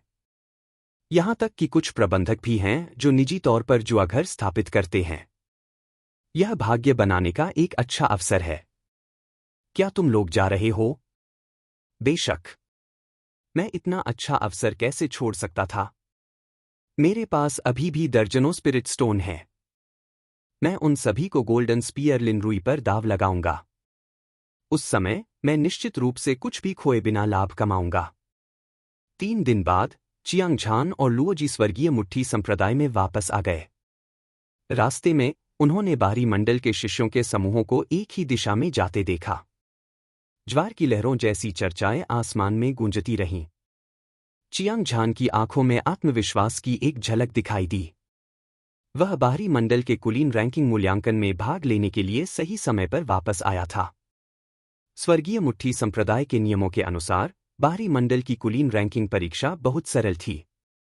जब तक प्रतिभागियों के पास उनके साधना आधार के अनुसार एक ही स्तर के राक्षस जानवरों की एक निश्चित संख्या होगी, वे उत्तीर्ण होने में सक्षम होंगे। जहां तक बाहरी संप्रदाय के नंबर एक विशेषज्ञ का सवाल है, यह तब तय होता था जब वे परीक्षा उत्तीर्ण करते थे। दूसरे शब्दों में, जो व्यक्ति सबसे तेजी से परीक्षा उत्तीर्ण करता था, वह बाहरी संप्रदाय का नंबर एक विशेषज्ञ होता था। चियांग झान की वर्तमान ताकत के साथ परीक्षा उत्तीर्ण करना धूल उड़ाने जितना आसान था, भले ही वह बाहरी संप्रदाय के नंबर एक विशेषज्ञ की स्थिति हो। उसे पूरा भरोसा भी है। जहां तक लिंग फेंग का सवाल है, लिंग पियाओक्स्यू एक आंतरिक सर्कल शिष्य बन गया था और गोल्डन स्पीयर लिनरुई बाहरी संप्रदाय के नंबर एक विशेषज्ञ के लोकप्रिय उम्मीदवार बन गए थे। वह बिल्कुल भी हैरान नहीं था। आखिरकार वह अकेला व्यक्ति नहीं था जो पिछले कुछ महीनों में कड़ी मेहनत कर रहा था। दूसरे भी साधना करना बंद नहीं करेंगे। मिस्टर झान, एक मैनेजर है जिसने शर्त लगाई है। यह किस्मत बनाने का बहुत अच्छा मौका है। अगर हम किस्मत बनाने के इस मौके का फायदा नहीं उठाते हैं, तो हम खुद को निराश कर देंगे, लुओजी ने ठहाका लगाया। उसने सुना कि किस्मत बनाने का मौका है। ऐसा लगा जैसे उसे उत्तेजक इंजेक्शन दिया गया हो। उसने चियांग झान को साथ लिया और चला गया। कुछ देर बाद वे स्पिरिट स्टोन हॉल में पहुंचे। चारों ओर देखने पर उन्होंने लोगों से भरा एक विशाल प्रांगण देखा। शोर बहुत तेज था और जगह की चहल पहल उन दिनों से भी ज्यादा थी जब बाहरी घेरे के शिष्य स्पिरिट स्टोन बांटते थे। भीड़ के बीच में एक टेबल थी जिस पर सुनहरे अक्षर लिखे हुए थे। ऐसा लग रहा था कि यह उस व्यक्ति का नाम था, गोल्डन स्पीयर लिनरुई, उन्मादी तलवार तुक्वांग, तानाशाह मुट्ठी लीलूंग। सूरज की रोशनी में यह विशेष रूप से आकर्षक था। मैं गोल्डन स्पीयर लिनरुई 30 स्पिरिट स्टोन पर दाव लगाऊंगा। मैं गोल्डन स्पीयर लिनरुई पर भी 50 स्पिरिट स्टोन पर दाव लगाऊंगा। गोल्डन स्पीयर लिनरुई पर 100 स्पिरिट स्टोन और उन्मादी सेबस्लेयर पर 10 स्पिरिट स्टोन। लिनरुई पर 130 गोल्डन स्पीयर, तानाशाह मुट्ठी लीलूंग पर 5 गोल्डन स्पीयर। सट्टेबाजी की आवाजें शून्य में गूंजती रहीं। चियांग झान के मुंह के कोने में एक मुस्कान आ गई। जैसा कि स्वर्गीय मुट्ठी संप्रदाय के प्रतिभाशाली शिष्य से उम्मीद थी, लिनरुई बाहरी संप्रदाय के नंबर एक विशेषज्ञ के लोकप्रिय उम्मीदवार थे। जैसी कि उम्मीद थी, उनकी लोकप्रियता आसमान छू रही थी। उनकी गति असाधारण थी। अधिकांश बाहरी सर्कल के शिष्य गोल्डन स्पीयर लिनरुई के बारे में आशावादी थे और उन्होंने उस पर बहुत सारे स्पिरिट स्टोन दाव पर लगाए थे। इसके अलावा ऐसे लोग भी थे जो उन्मादी तलवार और तानाशाह मुट्ठी लीलूंग पर दाव लगाते थे। ये दोनों कुलीन बाहरी मंडल के शिष्य थे और पूर्व ने एक बार बाहरी संप्रदाय के नंबर एक विशेषज्ञ के पद के लिए लिंग फेंग के साथ प्रतिस्पर्धा की थी। हालांकि वे अंत में असफल हो गए थे, लेकिन इसमें कोई संदेह नहीं था कि वे बहुत शक्तिशाली थे। उत्तरार्ध एक नौसिखिया था जो 1 साल से भी कम समय के लिए स्वर्गीय मुट्ठी संप्रदाय में शामिल हुआ था। उनकी साधना का आधार अविश्वसनीय गति से विकसित हुआ था और वे बाहरी मंडल के शिष्यों के बीच बेहद प्रसिद्ध थे। पिछली बार स्टोन हाउस में प्रतियोगिता के दौरान लुओजी को इस आदमी ने एक ही मुक्का से हरा दिया था और उसकी ताकत को भी कम करके नहीं आंका जा सकता था। हालांकि चियांग झान को इसकी बिल्कुल भी परवाह नहीं थी। वह भीड़ में आगे बढ़ा और दो चमकदार और धधकती आंखें एक अधेड़ उम्र के आदमी पर पड़ी। यह आदमी छोटा और मोटा था, जैसे पानी की एक बाल्टी जो आत्मा में बदल गई हो। वह कुछ खास नहीं दिख रहा था। हालांकि उसके शरीर से एक शक्तिशाली आभा निकल रही थी। वह वास्तव में पल्स ओपनिंग स्टेज योद्धा की 10वीं परत का शिखर था। उसकी उम्र को देखते हुए वह निश्चित रूप से बाहरी सर्कल का शिष्य नहीं था, इसलिए पूछने की कोई जरूरत नहीं थी। वह स्वाभाविक रूप से जुआ घर का प्रबंधक था। चियांग झान को कुछ संदेह था। स्वर्गीय मुट्ठी संप्रदाय के नियमों के अनुसार जुआ निषिद्ध नहीं था, लेकिन स्पिरिट स्टोन हॉल में जुआ घर खोलना कोई साधारण व्यक्ति करने की हिम्मत नहीं करता था। इसके अलावा स्पिरिट स्टोन हॉल का प्रभारी मैनेजर डू था। वह यहां क्या कर रहा था? श्री झान, यह मैनेजर कोंग है जिसने स्पिरिट स्टोन हॉल के प्रभारी मैनेजर डू का पद संभाला था। जैसे कि उसने चियांग झान के संदेह को देखा था, लुओजी ने जल्दी से उसका परिचय कराया। जब से उसने चियांग झान के साथ साधना शुरू की थी, उसने स्पिरिट स्टोन इकट्ठा करने का काम अपने हाथ में ले लिया था, इसलिए वह मैनेजर कोंग को जानता था। चियांग झान ने अपना सिर हिलाया। वह शुरू से ही मैनेजर डू से नफरत करता था। बेहतर होगा कि कोई और स्पिरिट स्टोन हॉल की जिम्मेदारी ले, लेकिन उसे नहीं पता था कि मैनेजर कांग किस तरह का व्यक्ति है। चाहे उसे बाहरी सर्कल के शिष्यों के स्पिरिट स्टोन काटने की बुरी आदत थी या नहीं, यह महत्वपूर्ण नहीं था। वह अब एक invigorated meridian stage level heaven 10 martial artist था, भले ही वह मैनेजर डू जैसा ही था। उसे विश्वास नहीं था कि दूसरा पक्ष उस पर कुछ भी आजमाने की हिम्मत करेगा। मैनेजर कांग, हम भी अपना दाव लगाना चाहते हैं, लेकिन आउटर सेक्ट के नंबर 1 एक्सपर्ट के ये कुछ उम्मीदवार सभी बेकार हैं। क्या आप किसी और को बदल सकते हैं? अन्यथा हम जानते हैं कि हम हार जाएंगे। बेशक हम अपने स्पिरिट स्टोन बर्बाद नहीं करेंगे। लुओजी ने टेबल पर सुनहरे नामों को देखा और ठहाका लगाया। कचरा, मैनेजर कांग ने भौहें सिकोड़ी और ठंडे स्वर में कहा, फैटी लुओ, क्या तुम यहां परेशानी खड़ी करने आए हो? मैंने आउटर सेक्ट के नंबर 1 एक्सपर्ट को चुना है। उनमें से हर कोई शहर में शक्तिशाली और प्रसिद्ध है। वे तुमसे कई गुना ज्यादा शक्तिशाली हैं। अगर तुम अपना दाव लगाना चाहते हो, तो बेहतर होगा कि तुम जल्दी करो, नहीं तो यहां से निकल जाओ। अरे, तुम स्पष्ट रूप से हमारे स्पिरिट स्टोन को ठगने की कोशिश कर रहे हो। सब लोग अपना दाव मत लगाओ, नहीं तो तुम्हें रोना पड़ेगा। लुओजी की आंखों में एक ठंडी रोशनी चमक उठी। उसकी आवाज बर्फ की तरह ठंडी थी।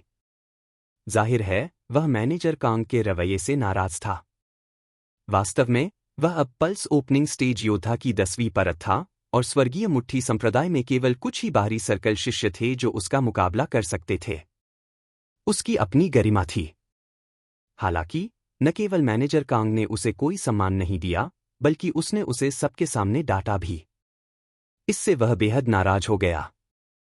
इसके अलावा चियांग झान के साथ उन्हें मैनेजर कांग का सामना करने का आत्मविश्वास था। उनमें डर का कोई लक्षण नहीं दिखा। मैनेजर कांग का चेहरा उदास हो गया। वह शुरू में निजी तौर पर शर्त लगाकर बहुत बड़ा भाग्य बनाना चाहता था, लेकिन लुओजी ने सभी को अपनी शर्त लगाने से रोक दिया था। क्या यह उसके धन के मार्ग को बाधित नहीं कर रहा था? जैसे ही उसने यह सोचा, उसका शरीर कांप उठा और उसके शरीर से क्यूई की एक लहर फूट पड़ी। ऐसा लग रहा था जैसे पहाड़ में बाढ़ आ गई हो और लहरें उठ रही हों, जो लुओजी की ओर एक भयानक तरीके से बढ़ रही हों। एक पल में शून्य कांप उठा और हवा और बादल उमड़ पड़े। आसपास की हवा हिंसक रूप से उबलने लगी।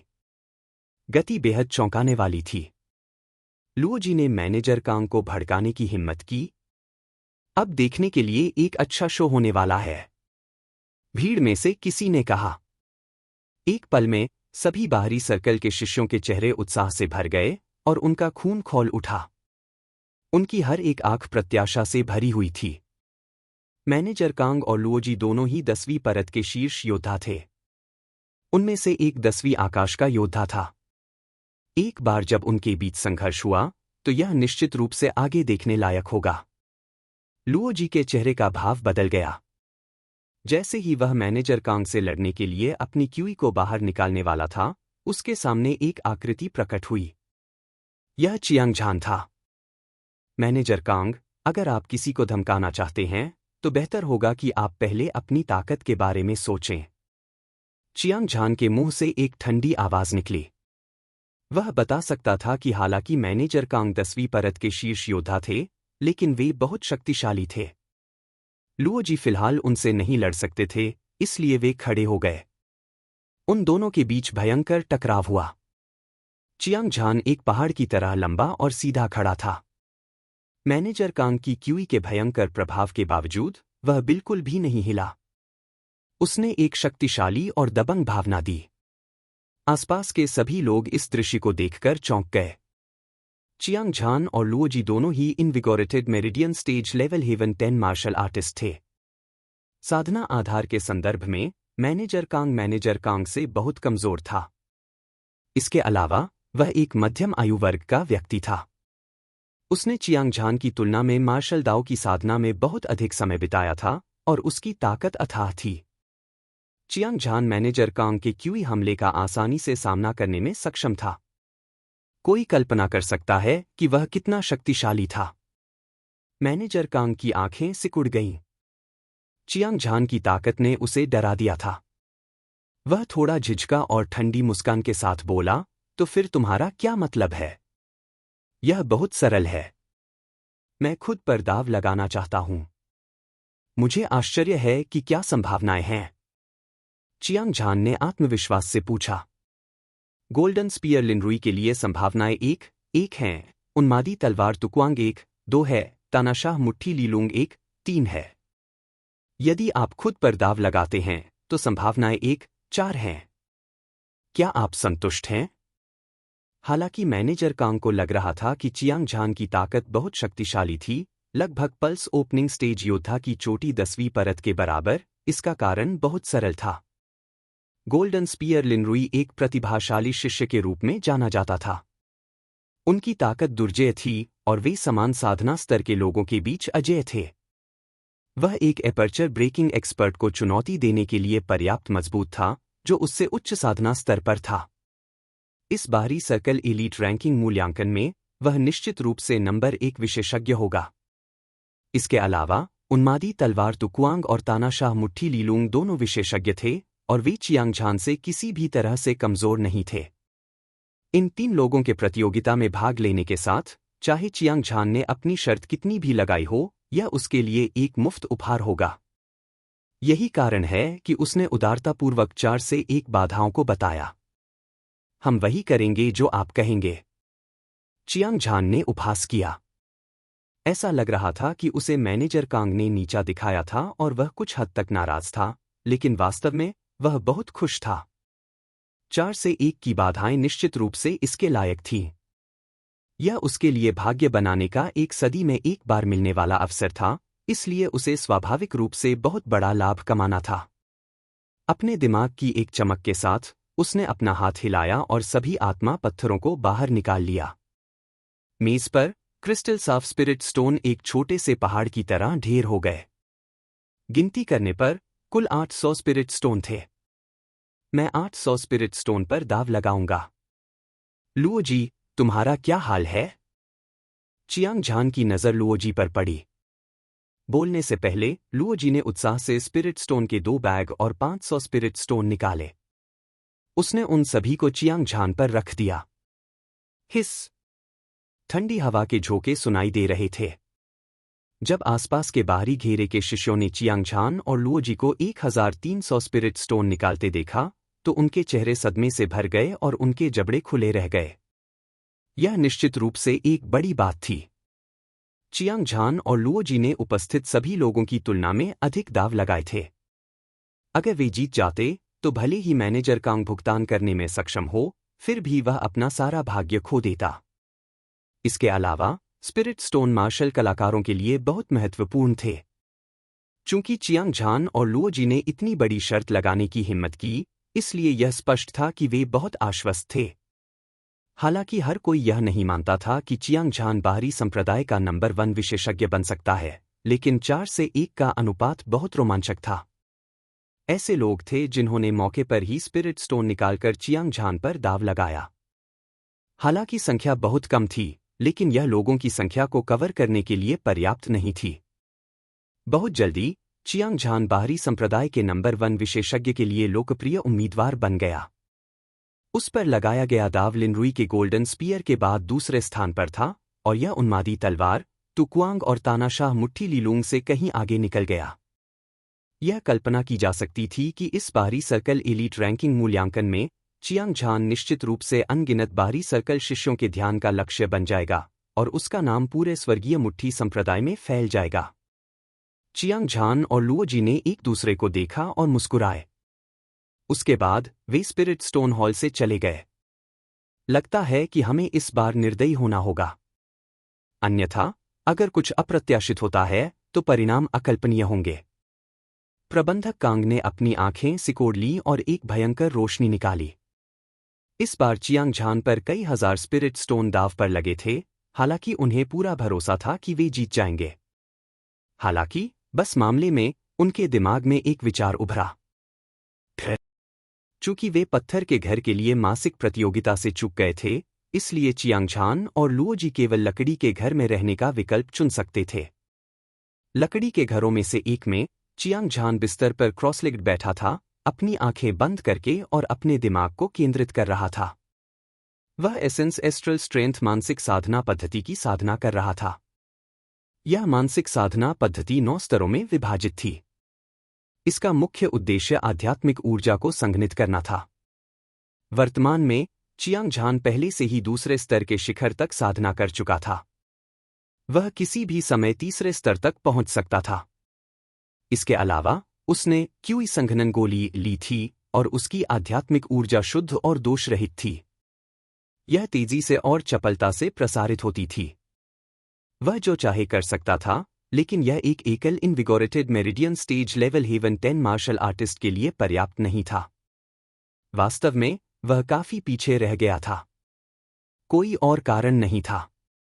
जब तक एक पल्स ओपनिंग स्टेज योद्धा अपनी आध्यात्मिक ऊर्जा को एक निश्चित सीमा तक संघनित करता है, तब तक वह अपने मेरिडियन को खोलने और अपने साधना आधार को बढ़ाने में सक्षम होगा, लेकिन अगर वे एपर्चर ब्रेकिंग स्टेज तक पहुंचना चाहते हैं, तभी वे अपने शरीर में एक्यूपॉइंट विकसित कर सकते हैं।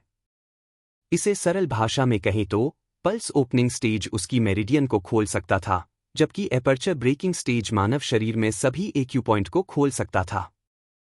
दिव्य रक्त महाद्वीप के विवरण के अनुसार प्रत्येक मानव शरीर में 360 एक्यूपॉइंट होते हैं। वे सभी आध्यात्मिक ऊर्जा को संग्रहित कर सकते हैं। यदि वे 36 एक्यूपॉइंट खोल सकते हैं, तो वह एपर्चर ब्रेकिंग स्टेज के पहले आकाश को तोड़ने में सक्षम होगा। यह एक बहुत बड़ी परियोजना थी। एक्यूपॉइंट को खोलना मेरिडियन को खोलने से कहीं अधिक कठिन था। इसके लिए योद्धा की आध्यात्मिक ऊर्जा की शुद्धता और नियंत्रण की उच्च आवश्यकता भी थी। चियांग झान अब पल्स ओपनिंग स्टेज योद्धा की 10वीं परत थी, और वह जल्द ही अपनी चरम अवस्था तक पहुंच जाएगा। इसलिए एपर्चर ब्रेकिंग स्टेज को तोड़ने के लिए तैयार होने के लिए उसे एसेंस एस्ट्रल स्ट्रेंथ के तीसरे स्तर को तोड़ने की आवश्यकता थी। गड़गड़ाहट, गड़गड़ाहट। चियांग झान ने जैसे ही एसेंस एस्ट्रल स्ट्रेंथ मानसिक साधना विधि का प्रसार करना शुरू किया, उसके डेंटियन की गहराई में उमड़ती आध्यात्मिक ऊर्जा समुद्र के तल पर एक अंधेरे अंतर्धारा की तरह थी। यह एक हिंसक बवंडर की तरह था जो घूम रहा था, और भीतर की अशुद्धियां परिष्कृत हो रही थी। रंग अधिक से अधिक पारदर्शी होता जा रहा था।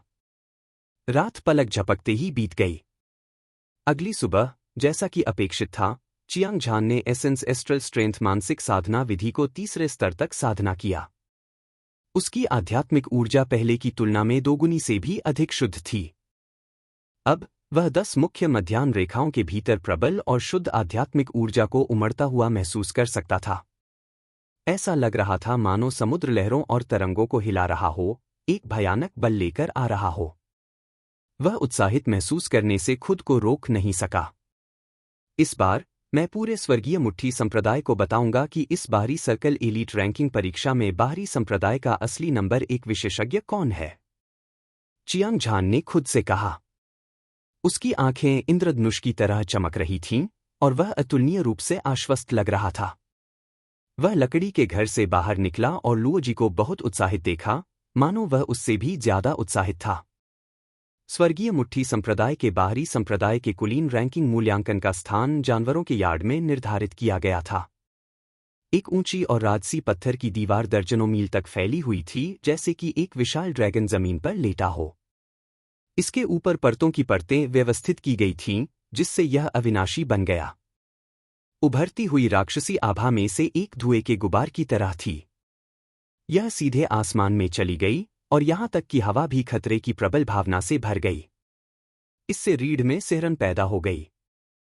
अफवाहों के अनुसार जानवरों के यार्ड में अनगिनत राक्षस जानवर कैद थे और उन सभी को स्वर्गीय मुट्ठी संप्रदाय के शिष्यों ने बाहर से पकड़ लिया था।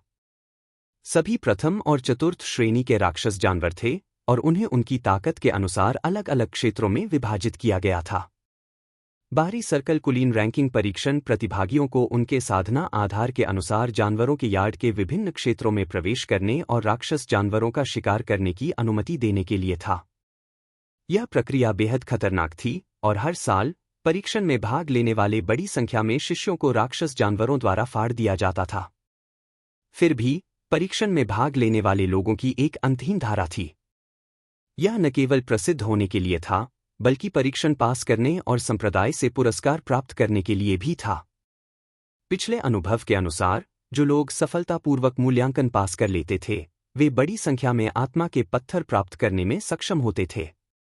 यह बाहरी संप्रदाय के नंबर 1 विशेषज्ञ के लिए विशेष रूप से सच था, जिसके बारे में कहा जाता था कि उसके पास अपने स्तर से आगे निकलने वाला युद्ध कौशल चुनने का मौका था। दूसरे शब्दों में, बाहरी सर्कल के शिष्य एक पीले रैंक के मध्य स्तर के युद्ध कौशल को चुन सकते थे, जिसका अभ्यास आंतरिक सर्कल के शिष्य करते थे। इसने निस्संदेह कुछ शक्तिशाली बाहरी सर्कल के शिष्यों को पागल कर दिया था। चियांग झान और लुओजी जानवर यार्ड में पहुंचे। चारों ओर देखने पर अनगिनत बाहरी सर्कल के शिष्य एक साथ इकट्ठे हुए थे। उनमें से प्रत्येक एक शक्तिशाली आभा उत्सर्जित कर रहा था, जिससे शून्य कांप रहा था। हवा उबल रही थी और बादलों का समुद्र भी उमड़ रहा था। आभा अत्यंत शक्तिशाली थी। इसमें कोई संदेह नहीं कि ये सभी लोग विशेषज्ञों में विशेषज्ञ थे।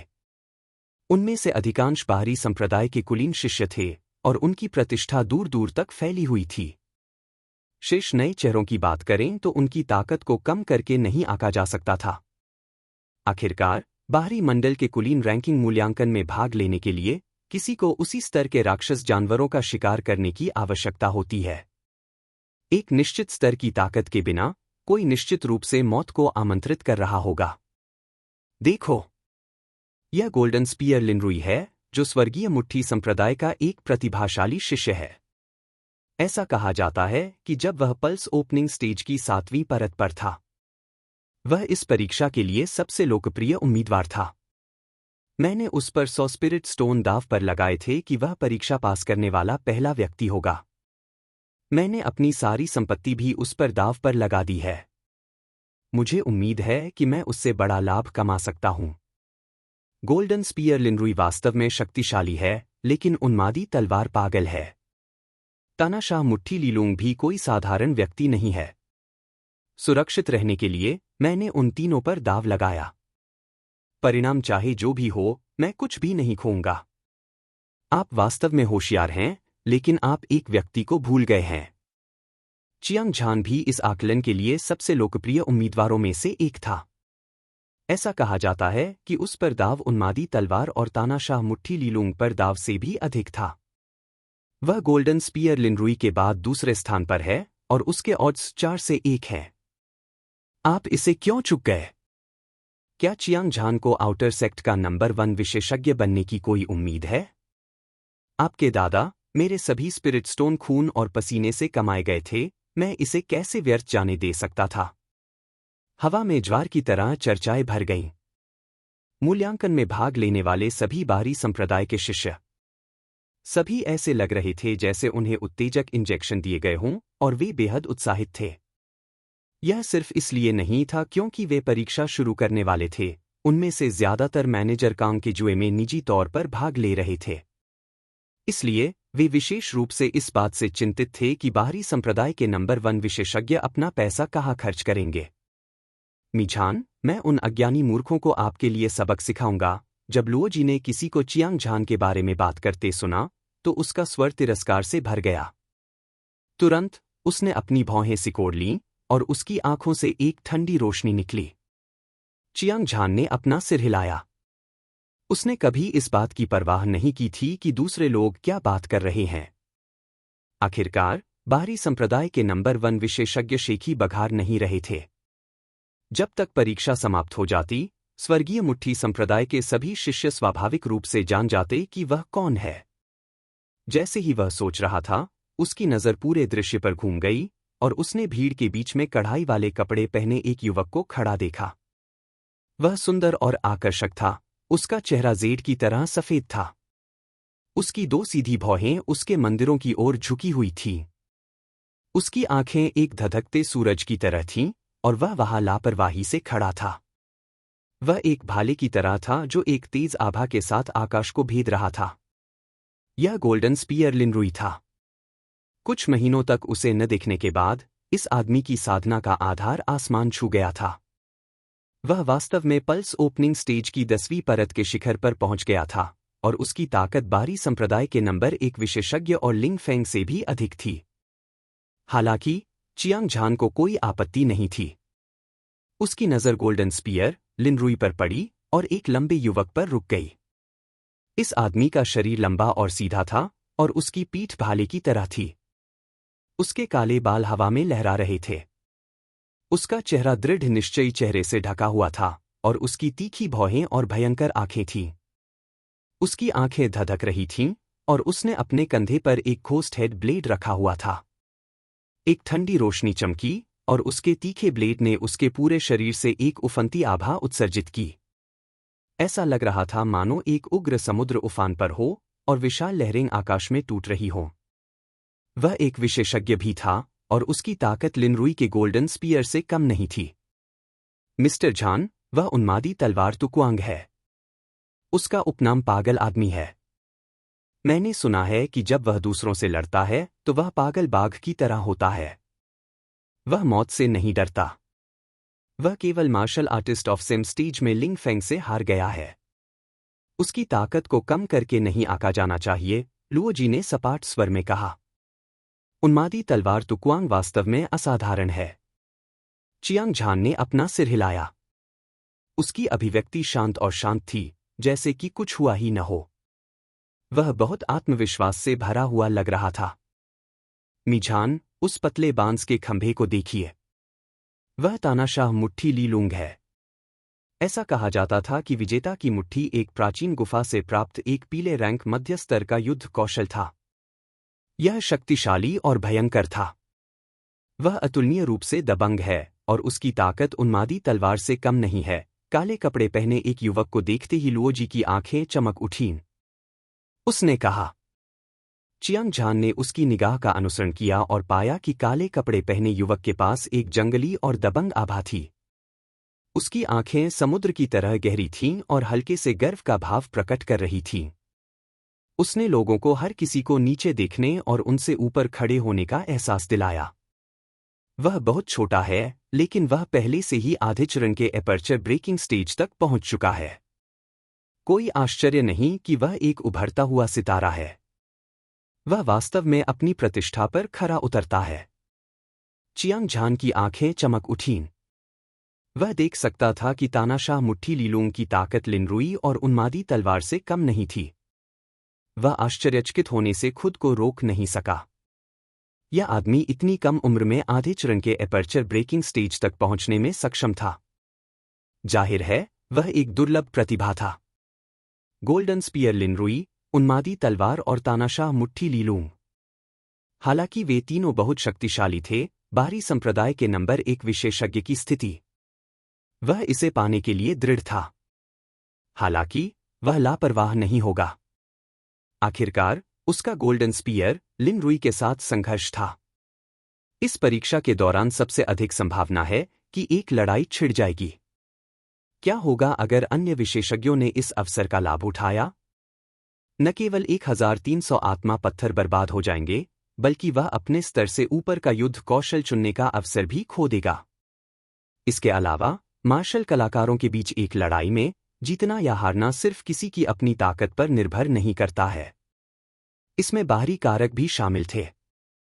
उदाहरण के लिए, चियांग परिवार के नए साल के अनुष्ठान के दौरान चियांग जियान ने पागलपन की गोली खा ली थी। उसकी ताकत तेजी से बढ़ी थी, लगभग एपर्चर ब्रेकिंग एक्सपर्ट के बराबर। अगर यह इस तथ्य के लिए नहीं होता कि उसने युद्ध राजा रक्तरेखा को जगाया था, तो वह निश्चित रूप से हार जाता। चियांग जियान पागल शैतान की गोली को पहले से तैयार करने में सक्षम था। लिन रुई के पास गोल्डन स्पीयर था और उन्मादी तलवार पागल हो गई थी। तानाशाह मुट्ठी लीलूंग के पास भी कुछ तुरुप के पत्ते हो सकते हैं, इसलिए उसके पास उनसे बचने के अलावा कोई विकल्प नहीं था। साथ ही बाहरी सर्कल शिष्यों, वार्षिक बाहरी सर्कल अभिजात वर्ग रैंकिंग मूल्यांकन शुरू होने वाला है। इस बार यह पहले जैसा ही है। आपके साधना आधार के आधार पर आप जानवर यार्ड के विभिन्न क्षेत्रों में प्रवेश करेंगे। आप में से प्रत्येक अपने समान स्तर के 10 जानवरों को मारने में सक्षम होगा। जैसे ही चियांग झान का दिमाग सोच रहा था, एक तेज और स्पष्ट आवाज गूंजी, जिसने सभी का ध्यान आकर्षित किया। भीड़ में एक बूढ़ा आदमी था जिसका चेहरा जवान और बाल सफेद थे। उसकी आंखें पूरी भीड़ पर बिजली की दो कौंधों की तरह घूम रही थीं।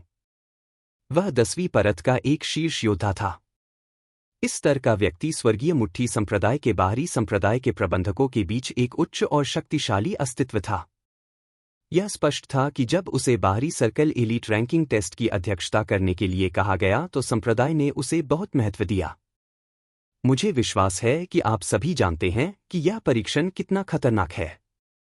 यदि आप में आत्मविश्वास नहीं है, तो अभी भी पीछे हटने में देर नहीं हुई है। क्रेन के बालों वाले बूढ़े व्यक्ति की स्पष्ट आवाज जारी रही। बेशक, परीक्षा पास करने के बाद संप्रदाय आपको बड़ी मात्रा में स्पिरिट स्टोन से पुरस्कृत करेगा। प्रत्येक व्यक्ति को 300 स्पिरिट स्टोन मिलेंगे।